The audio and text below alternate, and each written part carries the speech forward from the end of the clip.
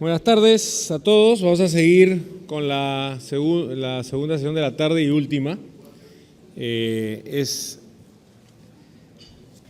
La innovación ha marcado la historia de la raza humana y ha cambiado de manera muy importante nuestra forma de vivir desde que éramos cazadores y recolectores hasta el presente, donde ya somos totalmente urbanos. El descubrimiento de la agricultura hace 8.000, bueno, más 10.000 años, o sea, 8.000 antes de Cristo, llevó al ser humano a la urbanización. El ser humano, con este descubrimiento, esta innovación de la agricultura, pasó de necesitar como recolector alrededor de 20 a 30 kilómetros cuadrados para sobrevivir, 30 a 40 kilómetros cuadrados por individuo, a solamente 0.4 kilómetros cuadrados al comenzar a cultivar el suelo. Y eso trajo otra gran innovación, que fueron las creaciones de las primeras ciudades, ¿no? En el año 8000 a.C. surgen las primeras ciudades-estado a lo largo del Nilo y del Éufrates, en Mesopotamia, que ofrecían valles fértiles, tierras planas de fácil irrigación y explotación. Ya en el año 300 a.C., en las archirrivales ciudades antiguas de Roma y Cartago, estas ciudades ya contaban con edificios de 6 a 7 pisos. La revolución industrial, que se inicia alrededor de 1750 y entra en apogeo a comienzos de 1850, le da un gran impulso a las ciudades, haciendo que éstas crezcan y se densifiquen. ¿Por qué? Porque al aumentar la productividad, mejorar el transporte, la conservación de alimentos y lograr mayor producción también en la agricultura, mediante la mecanización, hizo posible mantener a mayor cantidad de personas en zonas más densas y transportar los bienes que necesitaban para su bienestar y desarrollo.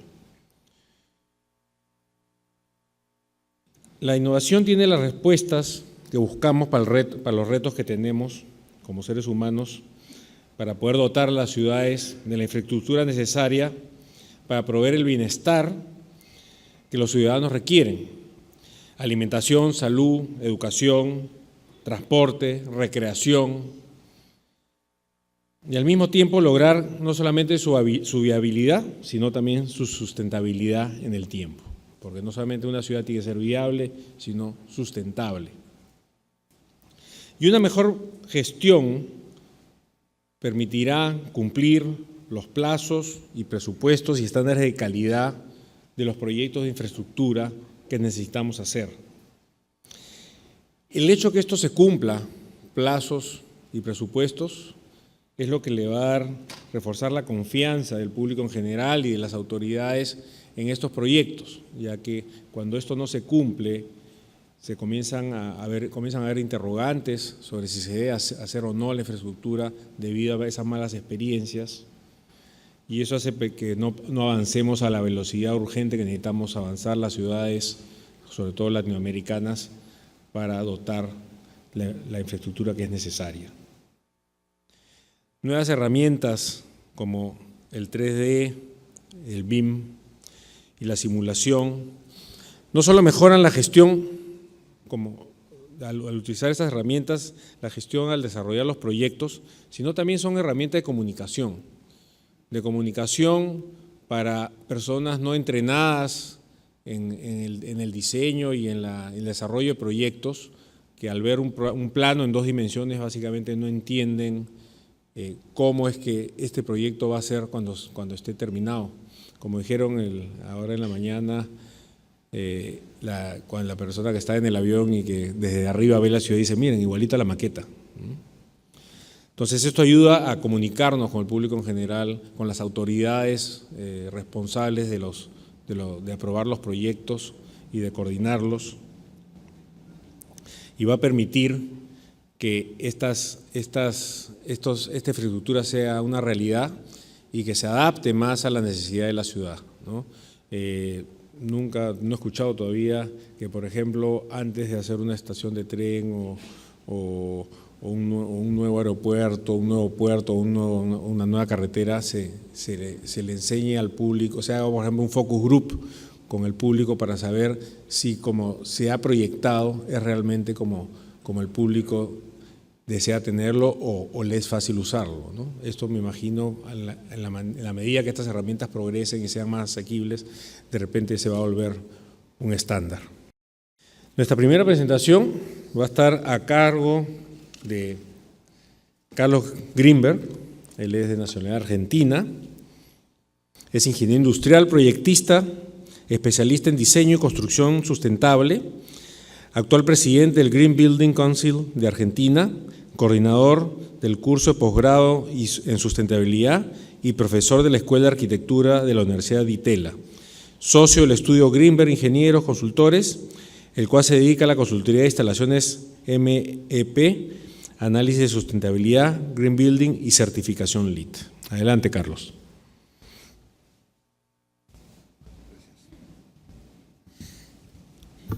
Hola, buenas tardes a todos. Gracias a la gente de Cadeco y de la Federación Internacional Iberoamericana de la Construcción.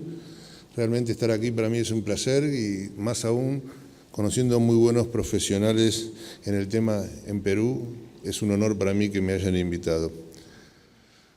Lo primero que quería contarles de alguna manera era que hace poco tiempo un arquitecto muy prestigioso en Argentina me preguntó: Carlos, ¿y esto qué es de la construcción sustentable? ¿Es un producto de marketing, etcétera? Digo, no, mira, ¿cómo se proyecta sustentablemente? Le digo, como en general lo hacen los buenos arquitectos. Bien, la construcción sustentable no tiene otro misterio que pensar en hacer las cosas lo más razonablemente posible usando los factores en su mínima expresión. Y la otra cosa que me planteaba como objetivo en este foro de la industria de la construcción es que en los últimos años, y a partir de que los temas de cuidado del medio ambiente, de la ecología y de la sustentabilidad fueron cada vez puestos más en la palestra, en discusión, en análisis, hay muchos movimientos, desde mi punto de vista equivocados, que dicen que lo que es sustentable o ecológico es no construir, no hacer, sino preservar y dejar las cosas como están. Los que hace muchos años estamos en la industria de la construcción sabemos que esto no es así y con las charlas que estuvimos esta mañana con los jefes y ex jefes de gobierno de las ciudades nos dimos cuenta de las necesidades que tiene nuestra gente, pero por otro lado tenemos que reconocer que lo que tenemos que cambiar son los paradigmas de la construcción. Tenemos que asumir la responsabilidad que el medio ambiente tiene en la construcción y de esa manera demostrar que tenemos que satisfacer las necesidades de nuestra población y por otro lado preservando las necesidades del mundo en el que vivimos. Estas imágenes que les quiero mostrar son lo que pasa hoy en las grandes megaciudades, la polución, el tráfico. No hay que mostrar estas fotos, sino salir acá, como salimos recién al balcón y ver el tráfico en nuestras ciudades de Latinoamérica. Buenos Aires no es muy distinto de esto. El cambio de tiempo y los grandes ciclones, los grandes huracanes que cada vez ya son noticia más habitual, las inundaciones. Estos cambios climáticos implican un descuidado para con nosotros del medio ambiente. Y entonces, desde la construcción, desde nuestra responsabilidad como líderes en la industria de la construcción, nos planteamos un cambio. Porque la historia de la sustentabilidad viene con idas y vueltas de mucho tiempo. Hoy en día uno escucha la palabra sustentable o sostenible y podemos discutir un poco de filología, pero en realidad podemos tomarlas como paralelos. Y sustentable y sostenible, por lo menos en mi país, hablan desde los políticos hasta los directores técnicos de fútbol. La palabra sustentable está incorporada al vocabulario de todo el mundo y es la oportunidad que tenemos, lo que creemos que es realmente un desafío, de volcarla y hacerla imponerse en los ámbitos donde, en el caso como nosotros, de la construcción. Y como yo decía, esto no es un tema, como le decía a ese profesor de arquitectura de mi país, no es un tema complicado, ni es un tema nuevo, ni es un tema, puede ser de moda, pero no es un tema nuevo. Le Corbusier y muchos otros teóricos de la arquitectura vienen hablando de los temas de cuidado del medio ambiente, de aprovechar las orientaciones de los edificios, los vientos favorables en un momento y desfavorables en el otro. Esos criterios de cuidados de la energía se vienen hablando de tiempo inmemorial. Seguramente en otros momentos donde el bolsillo no apretaba, donde la energía sobraba, donde los costos no los teníamos en cuenta, muchas veces no pensábamos en eso. Hoy nos damos cuenta que el mundo se deteriora, que la energía cada vez es más difícil y más costosa y nos ponemos a cuidarla. Y esto que figura acá, de alguna manera, son las primeras definiciones que se fueron dando desde 1987 con el informe Brundtland y donde se empezaron a discutir qué son los conceptos de sustentabilidad, desde desarrollo que reúne las necesidades del presente sin comprometer las capacidades de sus futuras generaciones, el desafío de satisfacer necesidades humanas sin implicar contra el medio ambiente. Los quise poner como una manera de tener en cuenta que hay una serie de definiciones que se vienen discutiendo desde 1987 más o menos en el camino de la sustentabilidad. Y entonces el desarrollo sustentable, el desarrollo sostenible son de alguna manera sinónimos que son las habilidades de la sociedad para continuar funcionando sin disminuir, extinguir o depredar las fuentes de recursos claves de las cuales se abastece. Y como elemento, y para entrando en temas más específicos, el denominador común sobre el que medimos el impacto negativo de la sostenibilidad son las emisiones de CO2. Este gráfico nos muestra claramente que estas emisiones continúan creciendo y la curva, la velocidad de crecimiento cada vez se va incentivando. Es sobre esto que debemos trabajar. Si ustedes se fijan, 200 millones de toneladas en 1850, 27 millones de toneladas en el 2007 y el incremento que se prevé para el 2020 es de un 60%. Y si eso era general, esto es lo nuestro. Esto es lo que demuestra, de alguna manera, la responsabilidad intrínseca. Ahora sí. La responsabilidad intrínseca de la industria de la construcción. La construcción y operación de edificios es de los más importantes en las emisiones de CO2. Y esta es nuestra responsabilidad, señoras y señores. La responsabilidad de la industria de la construcción es bajar esas emisiones de CO2. Porque con valores de Estados Unidos, pero aplicables seguramente a muchos países de América Latina, el 42% del uso de la energía primaria se va en la edificación, el 72% del consumo de electricidad, el 39% de las emisiones de dióxido de carbono o el 13% del consumo de agua potable se da en los edificios que nosotros construimos. En Argentina el fenómeno no es menor y los valores son similares. Estamos perdiendo la capacidad de que nuestra tierra pueda satisfacer las necesidades de consumo de energía que mi país necesita. Y entonces, de a poquito se han dado movimientos parciales donde se trató también desde lo sostenible aprovechar lo originario, aprovechar la tecnología como garantía y empezar a usar materiales que hoy muchos de los proveedores de la industria de la construcción llaman sustentables o ecológicos. Y el modelo ecológico, el modelo sustentable, es un modelo que piensa en el medio ambiente, en la economía y en la sociedad. O sea, por un lado el cuidado del medio ambiente, por otro lado la disminución de los costos de operación de los edificios con un resultado de impacto positivo sobre la sociedad en la que nosotros vivimos. Y por eso los modelos de decisión han ido cambiando. Desde un modelo de decisión antiguo, donde teníamos tiempo, costo y calidad, hoy la seguridad, la ecología, la salud es un valor a tener en cuenta al origen de la génesis de los proyectos. Estos modelos de decisión nos dicen que los temas de sustentabilidad y cuidado del medio ambiente no son un tema secundario ni accesorio, sino son un tema que tenemos que tener en cuenta a la génesis de cada uno de los proyectos.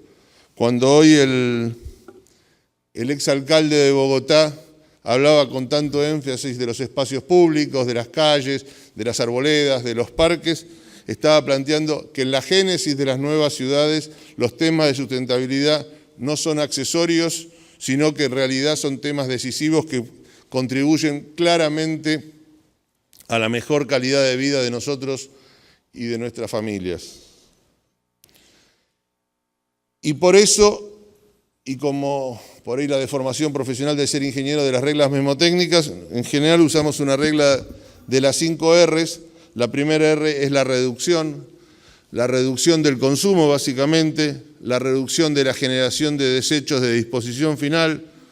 En mi país, en Buenos Aires, críticamente, el problema de la disposición final de la basura es un problema de casi imposible resolución si no disminuimos brutalmente esa cantidad de kilos o de miles de toneladas que generan las grandes ciudades como Lima o como Buenos Aires diariamente. Por lo tanto, la reducción del consumo, la reducción de la basura de disposición final, la demanda de recursos no renovables nos obliga claramente a reducir. Y cuando después de reducir todo lo que podemos, debemos reutilizar directamente todos los productos que podamos. Cuando no podemos reutilizar directamente, vamos a reciclar. Y cuando no vamos a reciclar, vamos a recuperar. Y en este movimiento, donde nosotros analizamos las construcciones como entes por ahí aislados, es que la suma de todas esas construcciones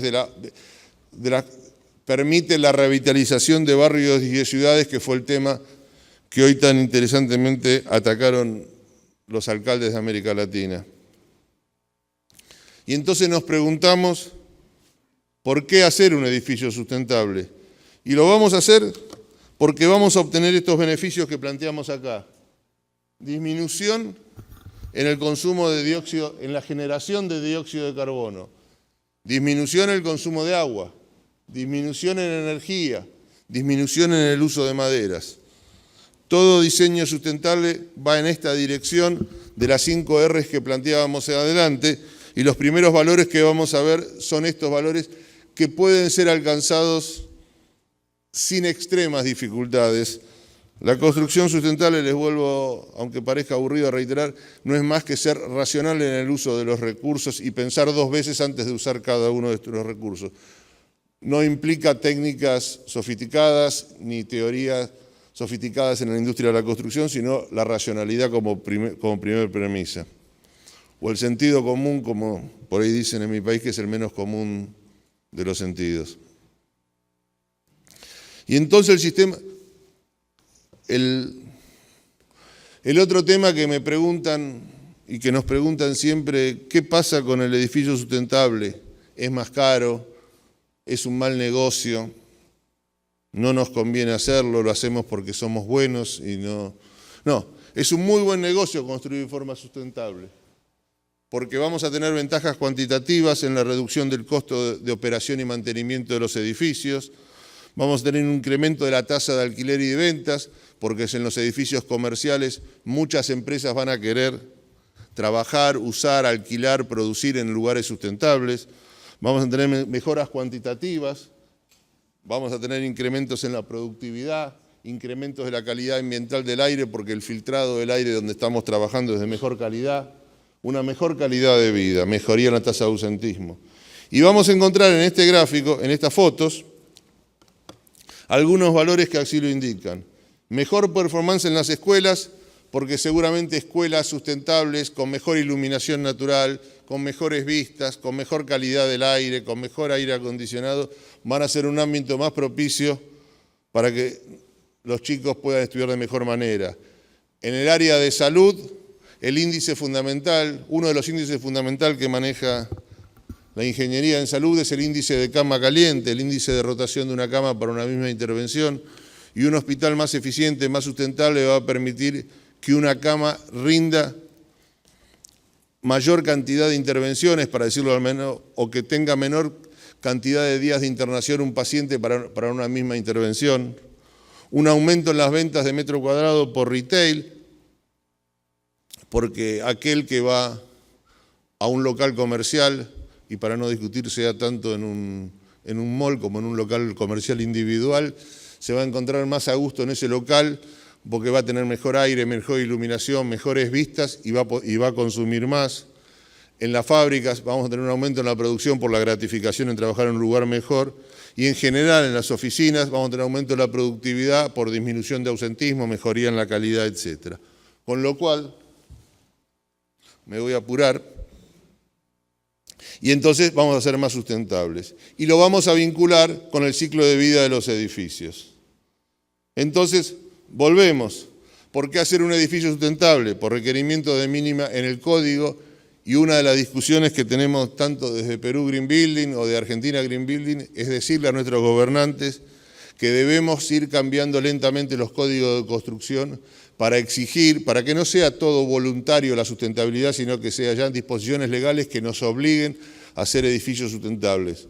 Muchos de los países europeos de vanguardia, como nombraron Suecia, Dinamarca, logran construir sustentablemente no por un deseo o por una voluntad de quien construye, sino por una obligación legal. Los estándares mínimos de la industria de la construcción obligan a construir en forma sustentable. Y entonces vamos a encontrar disminución en el uso del agua, disminución en la generación de residuos, disminución en CO2 o disminución en energía. Los sistemas de certificación lo que nos permiten es demostrar cuán sustentable es un edificio y poder acreditar ante la comunidad, ante el público, ante el mercado que es sustentable. En toda América Latina, desde México hasta la Argentina, se ha impuesto como sistema de certificación el sistema LEED, que es Liderazgo en Energía y Desarrollo Medioambiental. Es un sistema de Estados Unidos desarrollado por el US Green Building Council y que lo venimos adoptando en todos los países de la región. Es un sistema voluntario que permite la medición de los rangos de sustentabilidad. Esta diapo les quería mostrar que donde dice US podríamos poner tranquilamente Argentina Green Building o Perú Green Building, por ejemplo, forma parte de qué son nuestras organizaciones, son organizaciones no gubernamentales voluntarias que lo que buscan es la difusión de las prácticas sustentables, trabajando tanto en la educación, en la academia, en la universidad, trabajando con las empresas, trabajando con los proveedores y con los profesionales y el gobierno para desarrollar la conciencia de la construcción sustentable. Y volviendo al LEED, entonces el LEED es un sistema de certificación de edificios formado por prerequisitos de cumplimiento obligatorio y otros que son créditos voluntarios, que en la medida que vayamos sumando más créditos, vamos sacando una mejor nota desde un valor de un certificado básico hasta un certificado de plata, oro o platino, y basado en 7 capítulos fundamentales. El lugar donde vamos a construir, el sitio donde vamos a desarrollar nuestro edificio, el uso racional del agua, el uso racional de la energía, los materiales involucrados en la construcción, la calidad del aire interior, los temas de innovación y los temas de uso de productos regionales en la construcción. Esta suma de elementos nos permite encontrar que vamos a estarnos en un edificio más saludable, un edificio más confortable, duradero y eficiente, realmente un edificio sustentable. Y en función de la tipología, disculpen la velocidad, pero para tratar de cubrir todo, en función de la tipología de los edificios que vamos a construir, vamos a encontrarnos con certificaciones de viviendas, de comunidades, interiores comerciales, edificios de renta de oficinas como el que se está construyendo acá enfrente, o edificios de destino específico como podría ser este hotel, escuelas, comercios, hoteles, etc.